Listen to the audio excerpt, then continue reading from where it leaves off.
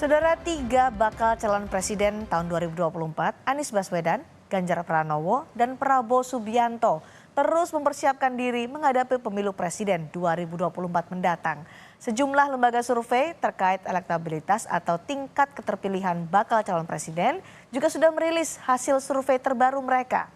Lembaga Survei Indonesia atau LSI merilis hasil survei elektabilitas bakal capres pada 11 Juli 2023 atau hari Selasa kemarin, di mana elektabilitas Prabowo Subianto mencapai 35,8%. Ganjar Pranowo di posisi kedua dengan 32,2%, serta Anies Baswedan di posisi ketiga dengan 21,4%. Sementara kita bandingkan dengan hasil survei dari Litbang Kompas, elektabilitas Ganjar Pranowo mencapai 22,8% dan Prabowo Subianto 25,4%, sementara Anies Baswedan 13,6%. Seberapa besar sebenarnya pengaruh dari hasil survei elektabilitas terhadap para bakal calon presiden yang akan bertarung di pemilu presiden 2024 mendatang? Kita akan bahas usai informasi berikut ini. Ketua Umum Partai Gerindra masih berusaha untuk bisa bertemu Ketua Umum PD Perjuangan Megawati Soekarno Putri. Wakil Ketua Umum Partai Gerindra Habibur Rahman mengklaim pertemuan keduanya belum terjadi karena Megawati masih sibuk jelang pemilu 2024. Wakil Ketua Gerindra menyebut Prabowo Subianto masih menunggu waktu luang Ketua Umum PD Perjuangan Megawati Soekarno Putri untuk bisa bertemu. Sebelumnya Prabowo menyatakan keinginannya bertemu Megawati yang merupakan mantan rekan duetnya di Pilpres 2009 lalu.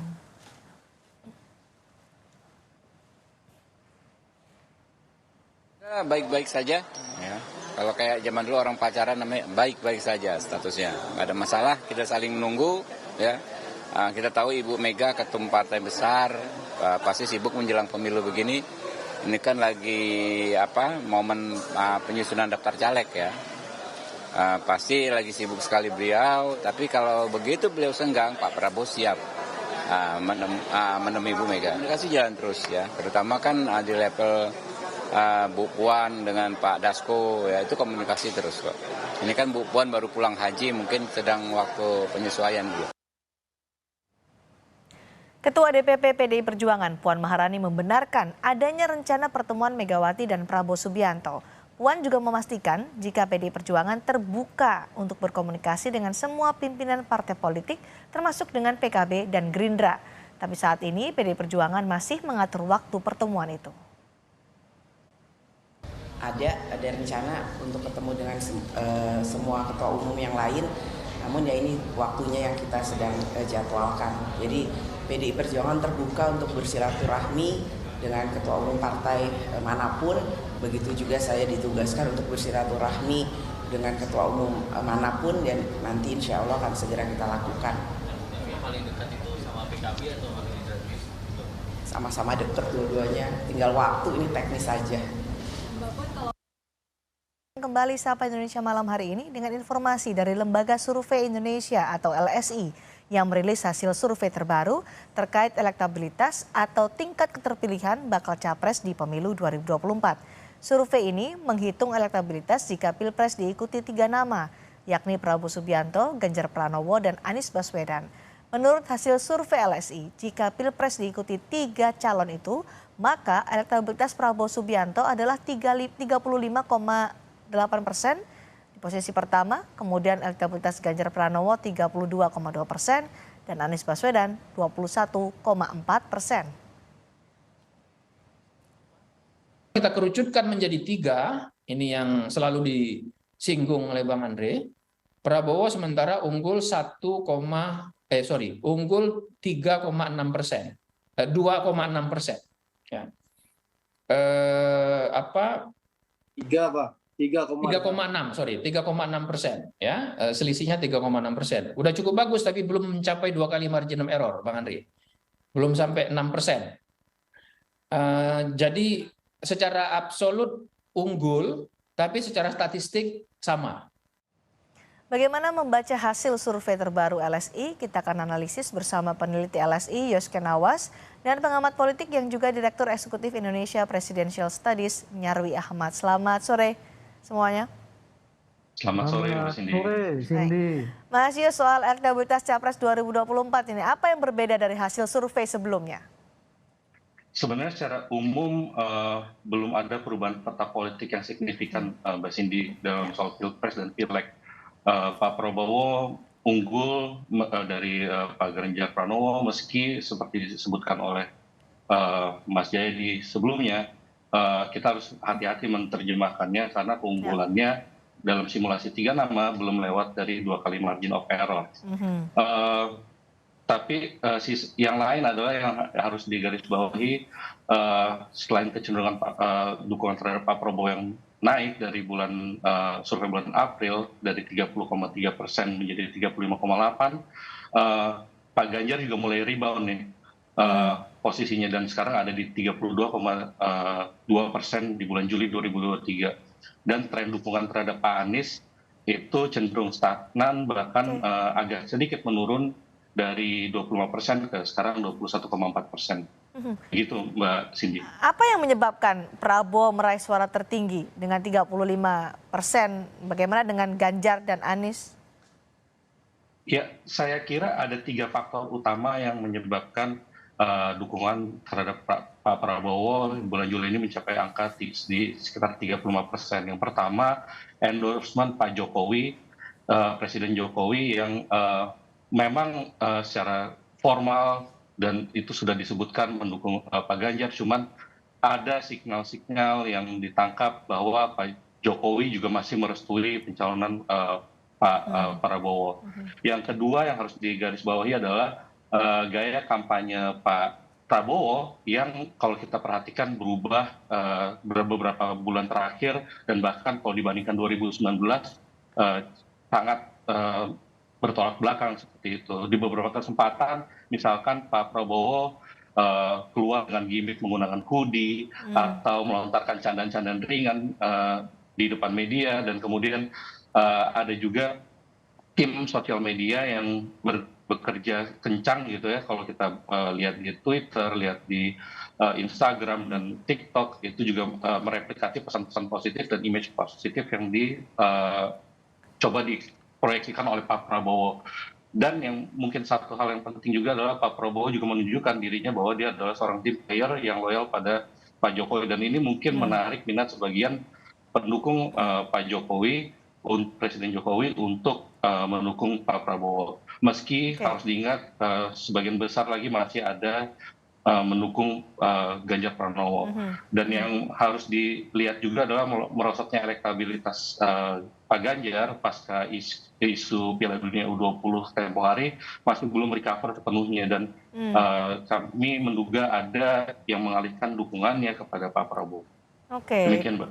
Itu adalah Prabowo Subianto dan bagaimana mutualisme dengan Ganjar Pranowo. Bagaimana dengan Anies Baswedan? Anda menyebut ini stagnan di sana.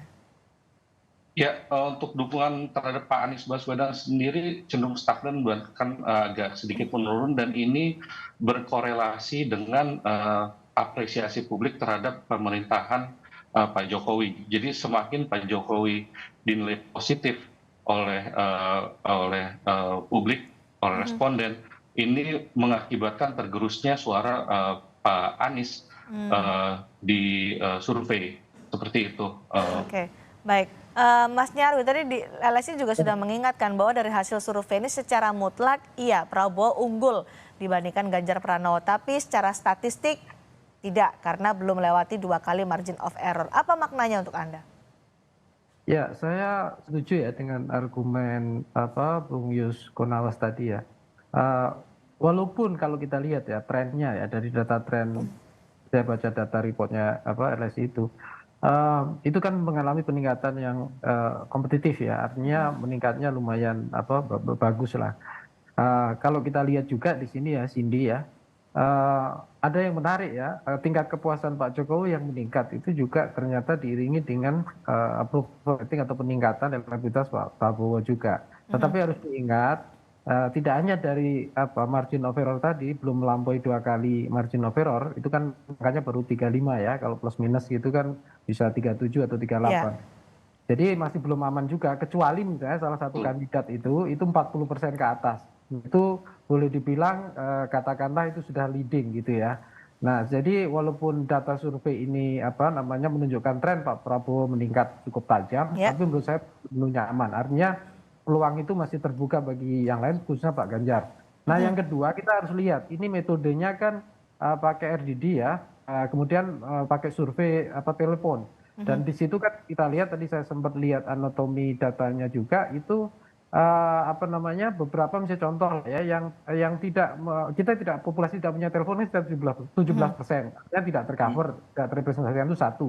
Yang kedua misalnya dari pendidikan tingkat pendidikan misalnya itu kan cukup besar tuh khususnya pendidikan yang bawah ya, itu masih banyak yang kurang representatif juga. Tapi itu wajar karena kita kan pakai di sini kan kayak survei telepon Baik. ya. Jadi Nah, kalau kita lihat itu basis pemilih di situ banyak tuh yang ada kemungkinan besar lah katakanlah itu juga termasuk milih Ganjar di sana. Nah, di sini juga saya kira makanya itu angka ini sebelum sepenuhnya juga boleh dibilang ya menjadi angka yang menghibur Pak Prabowo gitu loh ya. Pak Prabowo tentunya ya senang ya mungkin ya dengan tren kenaikan ini, tapi belum sepenuhnya kemudian menyenangkan gitu ya, kira-kira gitu. unggul di survei ini tapi hati-hati ya, harus waspada begitu ya Mas Nyarwi. Iya gitu. Disebut juga nih soal masalah endorsement dari Jokowi, tadi disebutkan oleh Mas Yus. Apakah dengan hasil ini Ganjar Pranowo ada di bawah Prabowo Subianto meskipun tipis saja adalah hasil dari ambiguitas sikap Joko Widodo? Akan kemana nih? Akan ke Prabowo Subianto atau akan ke Ganjar? Hasilnya begini akhirnya, Ganjar Pranowo dan juga Prabowo Subianto tipis sekali. Ya, kalau endorsement Jokowi saya lihat itu kan tadi juga sudah dijelaskan Mas Yus ya, Mas Yus Konawas. Itu kan juga terlihat. Jadi approval rating Pak Jokowi itu luar biasa impact-nya kan. Artinya dua-duanya itu mengalami eskalasi peningkatan itu dengan angka yang tadi misalnya tidak undecided voter atau tidak menentukan itu menurun kan gitu sampai ke angka 10% saya lihat. Nah, tetapi memang eskalasi yang paling agak lebih tinggi itu memang di Pak Prabowo gitu ya. Kalau dikatakan endorsement ya misalnya, saya kira efeknya itu ya ada, itu jelas ya ambiguitas. Tapi tentu saja bukan hanya endorsement saja, ya. Tadi Bung Yus juga menyinggung ya, cara campaign Pak Prabowo dan juga Partai Gerindra. Saya juga kebetulan ada riset juga melihat akun-akun itu ya, medsos partai maupun Pak Prabowo juga termasuk capres yang lain. Itu saya lihat memang konten-kontennya lumayan penetratif ke anak-anak. Jadi begini, kalau gitu pertanyaan begini, apakah ini karena endorsement Jokowi atau cara Prabowo Subianto berkomunikasi dengan pemilihnya yang akhirnya membuat Prabowo unggul dibandingkan Ganjar Pranowo? Ya, dua-duanya tentu Cindy, tapi kalau dikatakan effortnya dari Prabowo dan timnya saya kira ya mungkin ya dugaan saya overall kasar bisa 60% effortnya berkontribusi itu. Ya, kalau kita cek Instagram, akun-akunnya, terus yang lain, cara kampanye, kontennya, stylenya, saya kira lebih penetratif. Di data survei tadi juga kepotret kok. Kalau kita lihat report lengkapnya ya, itu penetrasi ke pemilih muda itu untuk Pak Prabowo cukup besar dibandingkan kalau kita compare dengan Mas Ganjar gitu loh. Nah, bahkan misalnya penetrasi suara Mas Ganjar basisnya kalau dari sisi ini, saya tadi baca sekilas, itu masih banyak yang misalnya kategori Jawa gitu ya, yang sementara Pak Prabowo lumayan lebih merata gitu. Contoh saja ya dari sisi kategori yang lain. Artinya apa? Memang tidak hanya cukup dengan endorsement Pak Jokowi menurut saya, tapi juga effort atau usaha ya dari para capres ini itu juga dalam mendekati pemilih itu juga menjadi penentu gitu loh. Saya lihat memang ada kecenderungan Cindy, ini Pak Prabowo ini bukan hanya makin humanistik dalam mengapproach pemilih, tapi juga makin market oriented gitu loh, melihat kecenderungan apa yang dibaca oleh atau dirasakan oleh pemilih-pemilih dengan segmennya. Nah, tentu saja kandidat yang lain kira. Tapi bicara soal komunikasi kan, Ganjar Pranowo juga di sosial media juga komunikasinya menyentuh berbagai kalangan lah, mulai dari generasi muda sampai baby boomers kalau bisa kita bilang. Anies Baswedan juga sangat aktif di sosial media. Iya. Tapi kalau kita compare secara substansi, saya kira juga ada beberapa ya. Kan begini, ada model pendekatan apakah top down ataukah bottom up. Artinya gini, sebenarnya contoh yang dirasakan masyarakat misalnya generasi Z Alpha gitu ya, misalnya soal isu konten yang ringan, ngomongin mental health, entertaining dan seterusnya. Nah, saya kira kadang-kala isu-isu yang ringan itu juga menjadi daya tarik gitu ya, atau entertaining gitu. Nah, saya lihat juga kandidat yang lain memang perlu ya. Kadang-kala kita nggak hanya bisa bicara hal yang makro besar ya, bicara ideologi Indonesia dan seterusnya. Nah, di sini juga perlu dikomunikasi. Memang perlu apa namanya, perlu inovasi lah ya, Cindy, dan perlu Ya, customize ya soal ini apa. Dan di sini saya kira juga sekarang ini kan pergantungan ke platform digital ini oke, makin besar, baik, Cindy ya. baik. Jadi algoritmanya juga perlu berjalan sehingga Ada, ini aha, inovasi terus-menerus gitu. ada efek gaya komunikasi Prabowo Subianto ya sehingga hasilnya unggul dibandingkan Ganjar Pranowo di survei LSI. Ya, Mas ya. Yus, soal head to head capres, apa yang menarik dari temuan LSI dalam survei kali ini? Soal head to head capres, sebenarnya yang paling menarik adalah ada agak mengerucut kedua pasangan ya Hmm, ke Pak Prabowo dan Pak Ganjar gitu. Dan saat diadu melalui simulasi dua pasang nama, tiga pasang nama, Pak Ganjar dan Pak Prabowo itu ganti-gantian aja gitu, oh, Mbak Cindy. mhm, Iya, dan Pak Anies memang masih ketinggalan di belakang.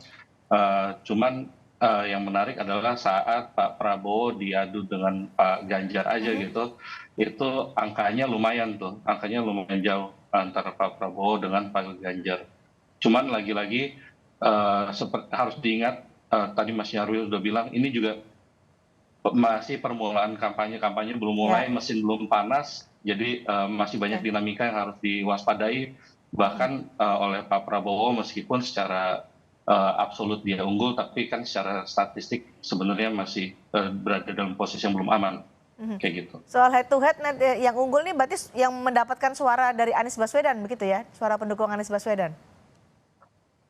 Suara pendukung dari mungkin suara Anies Baswedan stuck di angka sekitar 20-an%, Mbak. Cuman sisanya itu kan dapat dukungan dari mereka yang belum memilih sebelumnya, Mbak. Oke. Atau yang mengalihkan dukungan gitu, yang tadinya dari Pak Ganjar pindah ke Pak Prabowo, atau yang Mhm, sebelumnya belum menentukan pilihan. Dan mhm, itu sampai saat ini pun masih ada di angka 2 digit tuh, di atas 10% yang masih belum menentukan pilihan. Dan oke. itu masih membuka peluang buat semua kandidat sebenarnya saat ini untuk Memperebutkan mereka yang belum, memperebutkan ya. memperebutkan swing voters ini ya. Kalau soal Betul. cawapres nih, Mas Yus, nama Erick Thohir Ya, kan selalu di posisi teratas, termasuk juga di hasil survei LSI ya. ya. Yang Hmm, menarik, Pak Erick Thohir sekarang ada biasanya itu Pak Ridwan Kamil, cuman sekarang Pak Erick Thohir itu ada di top 5-nya itu Pak Erick Thohir 14,3%, atau di simulasi 7 nama Pak Erick mhm, Thohir keluar dengan 21,2%, diikuti Pak Ridwan Kamil, Pak Mahfud, Mas Ahaye, Mas Sandi, dan ada juga Bu Kofifa dan Pak Erlangga gitu. Dan ini terus terang cukup surprising, dan mungkin banyak faktor yang berkontribusi terhadap naiknya popularitas Pak Erick Thohir gitu. mhm, Karena belakangan juga soal bola, soal PSSI, posisi mhm. dia yang sering muncul di media itu juga berkontribusi saya kira terhadap naiknya dukungan terhadap Pak Erick Thohir. Apalagi kalau dilihat di satu segmen survei yang lain, Mhm. dari 50 orang yang tahu, 50 responden yang tahu Erick Thohir, dari yang mengetahui Pak Erick Thohir 90% menyatakan sangat puas dan puas terhadap kinerja beliau sebagai ketua PSSI. Mungkin ini berkontribusi terhadap kenaikan Pak Erick Thohir, dukungan terhadap Pak Erick Thohir. Oke, baik Mas Nyarwi, baik cawapres ini juga menarik untuk disimak karena namanya suka berubah-ubah. Ya kemarin beberapa saat lalu dalam hasil survei Sandi yang unggul. Tapi saat ini ada nama Erick Thohir yang mengungguli Sandiaga Uno. Ada nama Mahfud MD juga masuk dalam radar. Analisa Anda soal ini? Ya, saya lihat ya visibilitas Pak Erick ya di publik itu, Pak Erick itu ingat ya apa harus kita lihat ya, Cindy. Itu berbeda dengan yang tadi nama disebutkan ya, seperti Pak Sandi maupun Pak Mahfud, nama-nama top lah ya yang sudah masuk di radar survei. Karena Pak Erick ini punya dua panggung sekaligus, kalau Ya. satu sebagai Menteri BUMN, yang kedua itu PSSI kan gitu. Mhm. Nah, saya kira dua panggung ini dua-duanya punya demand atau daya tarik luar biasa di mata publik, apalagi isu terkait misalnya sepak bola dan lain-lain. Ya. Nah, panggung ini menurut saya juga berpengaruh ya, walaupun tadi tingkat pengenalan misalnya ya itu juga saya kira menjadi daya elevasi, semakin banyak dikenal tentu ada peluang ya untuk makin Mhm. didukung misalnya begitu. Tetapi kan saya lihat Pak Erik ini juga stylenya juga saya kira juga acceptable ya di kalangan terutama anak muda dan seterusnya. Dan kita tahu secara demografi kan bahwa ke depan ini nantinya pemilih kita di usia 40 ke bawah itu kan 52, sekian atau 53%-an dari total pemilih. Dan ini jumlah besar sekali.